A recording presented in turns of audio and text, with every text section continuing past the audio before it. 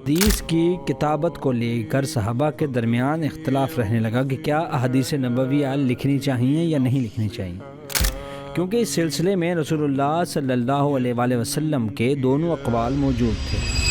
دراصل رسول اللہ صلی اللہ علیہ وآلہ وسلم نے کتابت حدیث سے منع فرمایا تھا، لیکن بعد میں اجازت دے دی اور پہلا حکم منسوخ ہو گیا۔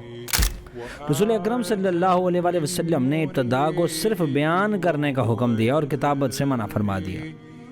اب اس کی شاہد یہ حدیث ہے کہ سیدنا ابو سعید خدری رضی اللہ تعالیٰ عنہ فرماتے ہیں کہ سرکار دو عالم صلی اللہ علیہ وآلہ وسلم نے فرمایا کہ میری طرف سے کچھ نہ لکھو۔ اگر کسی نے قرآن کے علاوہ کچھ لکھا تو اسے چاہیے کہ اسے مٹا دے، مجھ سے حدیث بیان کرو، کوئی مذائقہ نہیں، البتہ جس نے مجھ پر جانتے بوجھتے جھوٹ بولا وہ اپنا ٹھکانہ جہنم دیکھ لے۔ یہ رسول اکرم صلی اللہ علیہ وآلہ وسلم کا پہلا حکم تھا۔ اس کے بعد رسول اللہ صلی اللہ علیہ وآلہ وسلم نے اس کی اجازت دی۔ سرکار نے فرمایا کہ اللہ اس بندے کو تر و تازہ اور خوش و خرم رکھے جس نے میری بات سنی، اسے یاد کیا، محفوظ کیا اور پھر اسے دوسروں تک پہنچایا۔ اسی طرح صحیح بخاری میں حدیث ہے کہ میرے پاس لکھنے کا سامان لاؤ تاکہ میں تمہیں ایک ایسی بات لکھ کر دوں جس کے بعد تم کبھی گمراہ نہ ہوگی۔ اور جو دوسری میں نے حدیث پڑھی، اس کے تناظر میں لوگ اکثر سیدنا علی رضی اللہ تعالیٰ عنہ کی خلافت کا اخذ کرنے کی کوشش کرتے ہیں، جبکہ یہ کتابت حدیث پر دلالت کرتی ہے۔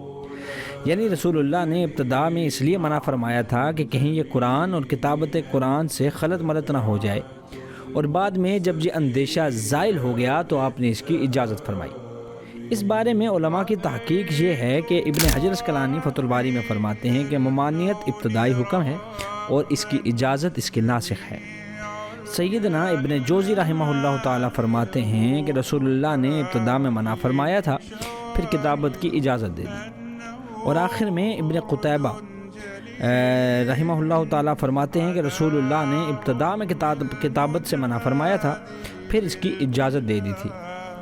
یعنی ابتداء میں صرف بیان کرنے کا حکم دیا گیا تھا، لیکن اس میں یہ احتیاط برتی گئی کہ کوئی غلط بات، جھوٹی بات سرکار دو عالم صلی اللہ علیہ وآلہ وسلم سے منسوب نہ کر دی جائے۔